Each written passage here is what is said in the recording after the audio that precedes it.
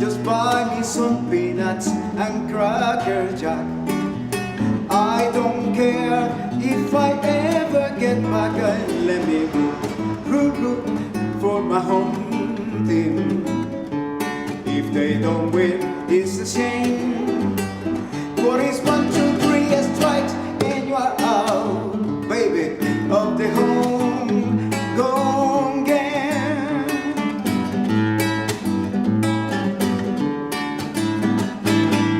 Take me out to the ball game.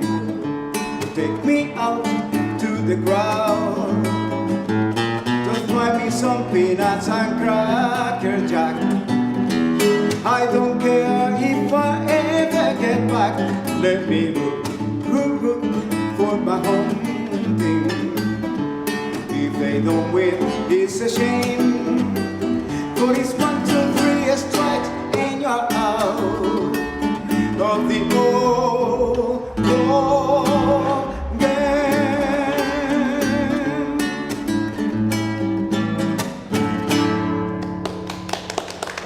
Thank you. And welcome to another episode of Cal's World, where we explore the fast-paced reality known as the universe. And as you see, we're on location today at a firehouse, but not just any firehouse. We're at one of Lynn's 6 firehouses, and this one happens to be the headquarters, because look who I got next to me. I want to welcome to the show Chief Archer. It's a pleasure to be here. Nice to be here. Thanks for being here. He actually was postponed from we were going to have him on our show back, and it happened to be a night we had one of those blizzards. So he's head of things now, so he had to be out of that. But he sent a proxy. You might remember Captain Zukas was on. I also have a couple of people here from the Red Cross. I'll let you introduce yourselves. Hey, I am Farha Mathila. I am a volunteer of American Red Cross. I work with the Disaster Services, and I am one of the captains here at museum. I understand that your forte is disaster services. Yes, We're going to it talk is. about that a little bit. Yes, we will. All right. And who's your colleague? My name is Nikhil Gote. I'm an American Red Cross volunteer for adult and pediatric first aid, CPR, and AED. And I've been volunteering with the American Red Cross since 2008. And we opened the show with Julio Barre. Now, Julio's a local musician in Lynn. He's also a teacher. And what else do you do, Julio? Involved in the community activist. Yeah, I've seen you at a lot of different rallies, labor rallies, etc. And you're involved with some of the public gardens. Public gardens also, yes, because I think that nutrition is important, Right. and it comes from the garden. So when you get up into the Highlands, for example, and you start getting involved with Cook Street Park, when they have some big events, Julio's there entertaining in between pulling carrots. All right. So we're here to talk a little bit about fire safety and the chief's career, and then we're going to get into some practical hands-on demonstration with CPR. But first, welcome to the show, Stephen Archer. Thank you. Thanks for having me. I'm glad you're finally here. Now, you came up through the ranks. I did. I've been on the job about 25 years now, and as you said, came right up through the ranks as a firefighter and lieutenant, captain, district chief. And it's been a great job, a great career, and I love serving the city. And then when, I've been in town 17 or 18 years, and I think we've gone through 5 fire chiefs. That period of time, yeah, something like I that. came in with Numborg, and we've been through all the Carits, Sure. and the McDonald just left, Sure. but you're young, you're going to be here for quite a while. I potentially could be here for a little while, yeah. If they don't need you a fire marshal at the state level or something. Whatever fate holds for me. Stephen, I just remember when I first came to town. I'm Calvin Anderson, by the way. I'm an activist in Lynn, and I volunteer with LCTV. And on the camera and doing audio is my colleague Dahlia. She's doing my associate producing. So we're going to run all these credits at the end, but we're on location, remember, so we can't do the on-the-screen stuff, but I did have to attribute everything. But when I first came to town, I founded a volunteer group called the Gateway Project for Lynn. And we did a few cleanups. We took over some, we created a pocket park on Sagamore Street, but Stephen Archer was involved with a group called the Brotherhood, and it was a bunch of Lynn residents who also would do pro bono volunteer work, finding things in the community to do to make it better. So Stephen called me one day because he read some press that gateway project for Lynn was doing, and we never worked together on it, but I just appreciate that outreach, and I never forgot it. Yeah, we appreciate what you did with the Gateway project. That was really a great thing you did. Well, the Gateway Park now was a placeholder for, and they're just about to be moving in. I saw Charlie Gator this week, and the Gateway residences on Washington Street, right across from the community college, are ready to open. But I used to live across the street, and I sort of adopted what was a fallow part of then the parking department owned it, and then Elhan took it over. And I saw them one by one buy up all those parcels, those decrepit buildings with red X's on them. Yep. And then they built, now it's a wonderful new housing facility. So what made you want to be a firefighter? Well, I kind of stumbled into this career a little bit. My younger brother had gotten on the Swampscott Fire Department. My younger brother Graham, he's the captain of the Swampscott Fire. And he had gotten on the job before I did, and he was always telling me what a great job it was, what a fantastic job the fire service is. And, he encouraged me to go ahead and take the test and apply, and I did. And things just kind of fell in place, and the rest is history. Now, how long ago was that? And is there an academy that you go to? Sure. When you first get on, that goes back, as I said, I've been on 25 years now. And normally new hires, once they get on, they go to the Mass Fire Academy. It was 12 and a half weeks at that time when I went, 12 and a half week academy. It's a 9 and a half week academy now. And that's usually your first stop to get some really good training under your belt. And then from there, you're put right on the line. You're right into the thick of things when you get back to your city. Some of my favorite new TV dramas are there's a mini one, I think, called just plain old 911. Yeah. And I like those shows because they have several real-time type of disasters or responders. But then you get to see what people are like as humans back at the firehouse. You know, they're humans. You go home, you got the pressures of the day job, and you also have family stuff going on. Yep. So, I'm just glad that you worked up through the ranks and you're It's been a great job. Fabulous job, fabulous career. It's a fabulous city. Now, you've been on since before 9/11, and everybody kind of knows that the firefighter role and fire departments all over have changed since then. It used to be just fires, maybe some fire prevention, demonstrations of safety, things like that. But then what happened? Well, I mean, our heavy involvement in other areas actually went on just a little bit before 9/11. Obviously, we're doing medical aids. Medical aids is a huge part of what we do now. We do 67% of our responses are medical in nature, so it's been that way, and it is for most fire departments. But obviously, 911 was a wake-up call for a lot of fire departments. That whole homeland security piece of it needed to be beefed up, and so fire departments have improved in that area. They've improved in communications, intercommunications between different agencies, because we realize we've got to work together. We have to work with one another, with police and EMS and fire. All have to come together and coordinate to keep our community safe. So a lot has changed because of 911. So. And not only that, I mean, human-made disasters, but there's natural disasters. Oh, yeah. We live at a coast here, and with climate change, we're finding more low-lying areas are starting to flood more. Oh, yeah. So the fire department gets involved with all that too. Sure do. We've had a lot of pretty significant floods here in the city, and significant storm events. But we take an all-hazard approach to protecting the community. We realize that we've got to do our best to be ready as we possibly can, whatever the hazard that we're confronted with is. That's our approach. Now, back, I think 3 episodes, Cal's World 3 or 2, Captain Zukas was on, and we went through a whole, almost 20 minutes of just good safety and fire tips, so we don't have to touch on those again. But I want you to go back and view it. Go to the playlist if you're seeing this on YouTube, or call the station and ask them to rerun it. Best of Cal in July or something, because I'm taking this part of the summer off as a hiatus. Can we shift now to your colleagues at the Red Cross? Absolutely. All right. So how about you first, Farha? Farha, right? Yes, it is. Now, so what is a disaster coordinator, specialist? Is that your title? So I'm one of the captains here in Disaster Action Team. Disaster Action Team, what we do is we go to fires, and we help those who are displaced by the fires and the survivors, and we help them not only to emotionally but also stay with them through the recovery process. We find them a place to stay immediately, and One of the things, so if you look at the national statistics, we have every single day, at least 7 people die in home fire nationwide in America. And home fire campaign that I'm going to talk about emerged from that. It emerged in 2014, and the goal was to decrease or reduce the death and injury by fire or home fire by 25%. And I'm happy to say that we have well exceeded our goals. We had installed as free smoke detectors. Anyone can call us and make an appointment, and we'll go install them.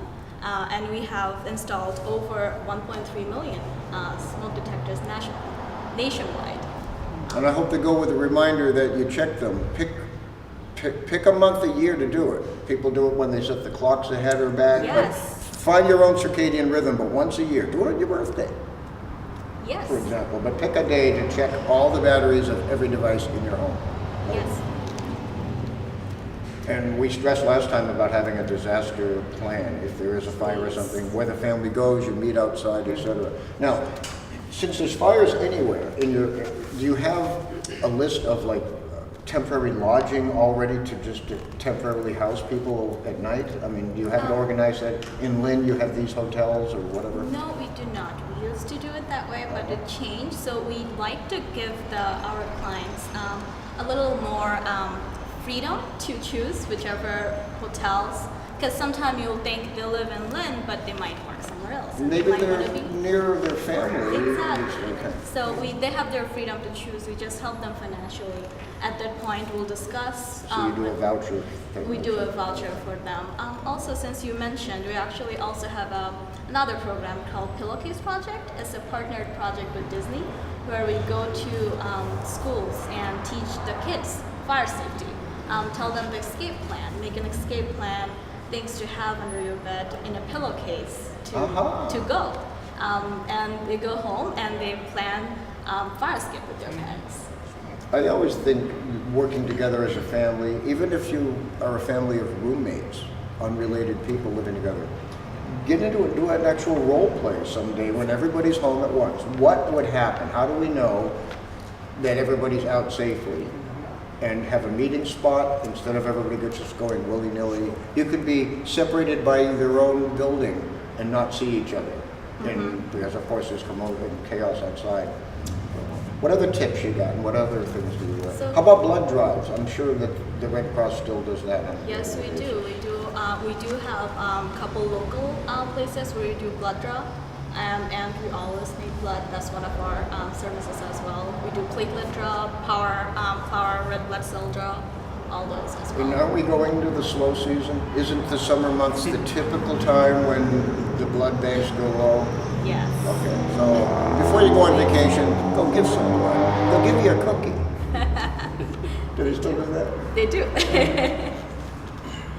Can we talk to your colleague now? Now, CPR is very important to me because I used to work in hospitals and I've done it clinically on a number of occasions. I worked in med-surg and oncology, but then a few years ago I was out at a public place, a supermarket, and I was the only person, once they shouted, does anybody know CPR, that went over and we actually worked and resuscitated her, got a pulse and got her breathing. But then I thought, I want to share this knowledge. I had it because I had hospital training and I hadn't used it in 20 years, but it's like a bicycle. You never forget.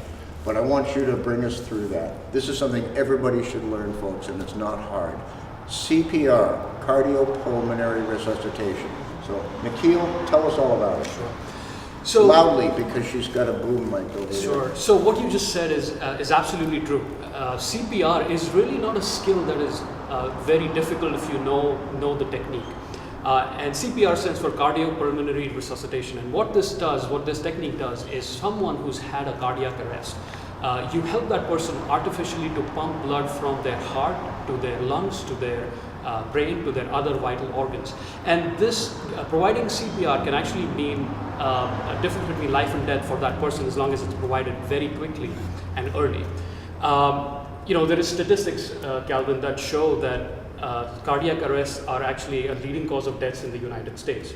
Every year, there are more than 350,000 cases of cardiac arrest that happen outside of the hospital environment. And in 90% of these cases, people die because they don't receive early CPR. There is actually a survey that was done by the American Red Cross which showed that 1 in every 4 people have been in a situation where someone needed CPR. So the more people get trained, the more people who know these life-saving skills, it can really mean a lot for someone who's in that kind of a situation. With CPR, there are really 2 simple techniques. I mean, one is just the hands-only or compression-only technique where there is no mouth-to-mouth contact that is required, which is effective. But the more effective technique is the full CPR, which has the compressions, but it is also followed by a mouth-to-mouth rescue breath, which is really the best option for infants, for children, and for drowning victims. The Red Cross has been is an expert in these courses. The American Red Cross offers award-winning courses that are offered online. There are courses that you can take in person. There's also blended learning courses, which has an online aspect, but then it also has an in-person skills session. Our viewers can find more information about these courses at redcross.org/. I happen to You have that here? You know, search engines being what they are, you just put in Red Cross, you get a page of options, but start looking for the local ones near you. So it's redcross.org. / take a class. Or you can search engines. It can take you directly to To make this even idiot-proof, remember, I'm a recovering Luddite. I'm very old. Today's my birthday. I heard, Stephen, your pastor's birthday is today, too. We just had to pass that on. Well, wish him my best. A couple of Taurians, you know. So, my big first question is, when they called me over, somebody else had already started what they thought was CPR, but they hadn't been trained, and they were doing more of a breast massage, it looked like, because they'd seen it on TV but didn't really know it. And the first impression is I don't want to hurt somebody, break a rib, or things like that. How do you know when somebody needs it?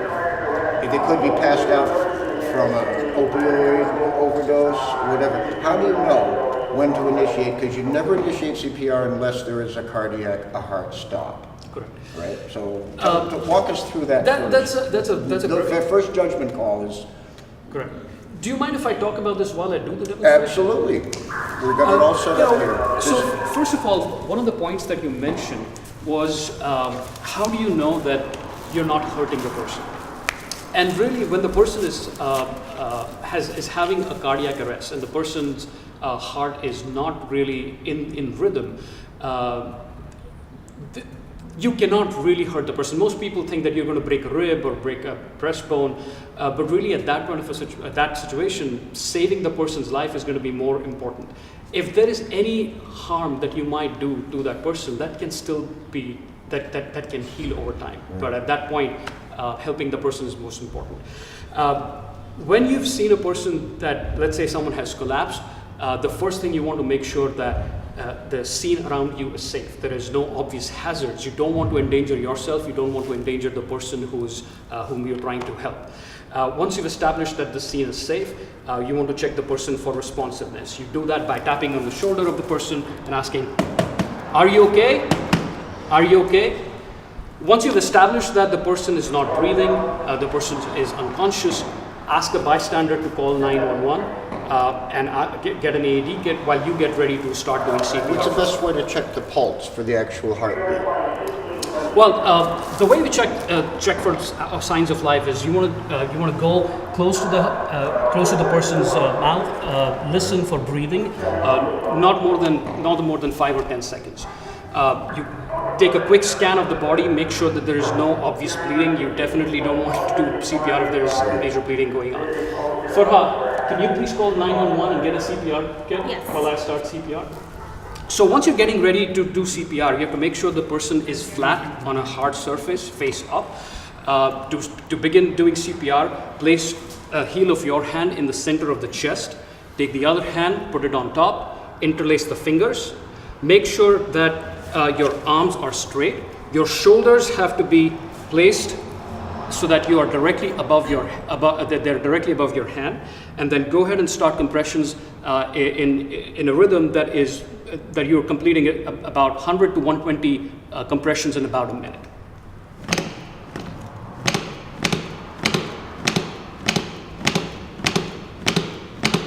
And I just mentioned this to you when we were talking before the shoot, but I heard that if you have the Bee Gees tune staying alive in your head, it's the right beat. Right? Try it. You want to sing? Stay alive! See, it works. It really does. So the way this cycle for CPR goes is 30 compressions followed by 2 rescue breaths. And again, if you do not feel comfortable to give rescue breaths, or if you are not willing to do it, or you don't want to do it, it is perfectly fine. Giving those chest compressions is still going to pump that blood. What you're really doing with compressions is when you compress, when you're applying pressure, what it is doing is it's really squeezing the heart to pump the blood out of the heart to the vital organs. Once you release, and again, when you release the pressure, you have to make sure that the chest rises back to its normal position, because that is going to allow that blood to flow back into the heart. The purpose of doing the mouth-to-mouth rescue breaths is really to inject a fresh batch of oxygen into the person's body. Because the blood circulates through the lungs, and that's what picks up and oxygenates the blood and takes it to the all-important brain. That's right. Now, you were showing me a little virtual gizmo on this that lets you know when you're doing this right. So show me that. So these are the new Braden mannequins that we have, and they're really great because these are battery operated, and what this really does, and I don't know if the camera is going to catch this, essentially once you are doing the compressions, you will see this red light begin to flow, and that really tells you if So you're these are virtual arteries oxygenating the brain and the lungs. That's what this shows. And it looks like you're doing the technique right. So it really helps it, the previous mannequins did not have that, and doing this really gives you a good visual confirmation that your technique is correct. So you just keep this up until the real certified EMTs show up. Correct. Right, So because you if can you stop, it really can't. A doctor has to pronounce. So once you start CPR, you really should keep it up. So you continue doing CPR until you see obvious signs of life, Right. Or the EMT personnel come and they take over. Or if you have a person who's helping you with CPR, let that person take over, maybe after 2 minutes. It's good. That's why we need more and more people to know, because it's a little tiring after a while. It You is. want somebody to spell you. It's good to have people in a rotation to take 2 minutes at a time and rotate. Right. And you were talking about oxygenating and blowing into the lungs through the mouth. When I was doing that CPR in real time at the supermarket, when I was doing the compressions right, I could tell it was right because I could not only hear, but sort of see. I could hear her breaths. Yeah. So when I was hearing that, I knew that You were there doing was it some right. lung action too. That's So right. That's right. I gotta do a little time check. This is fascinating. Oops, I'm sorry. We got 4 minutes left. So you want to wrap up quickly, and then we're gonna let Julio bring us home with a Spanish number. Julio, was it? Cochero. All right. So I want to thank the Chief Archer for being here again. My pleasure. And once again, Farha Matila and Nikhil Gogate. That's right. Now, we just piqued your interest here a little bit, but do your own research, take a CPR course. October is Fire Prevention Month, but do it year round, but visit your firehouse. They're really friendly guys, aren't you? We like them. Anyways. So, I'm gonna let Julio bring us home, but until next time, in every way and every day, keep loving Lynn. Estacionado en el parque, esperando una carrera, miras el tiempo pasar. La ciudad ya no es la misma, la cosa ya no es igual. Cochero, ¿y tu comida? ¿Cómo te la buscarás? Preparando la capota buscando herraduras viejas. No existe junto a ese coche que perteneció a tu abuelo, pues el cochero aprendiste, cochero siempre será. Tus sueños, tus ilusiones, unidas al coche están.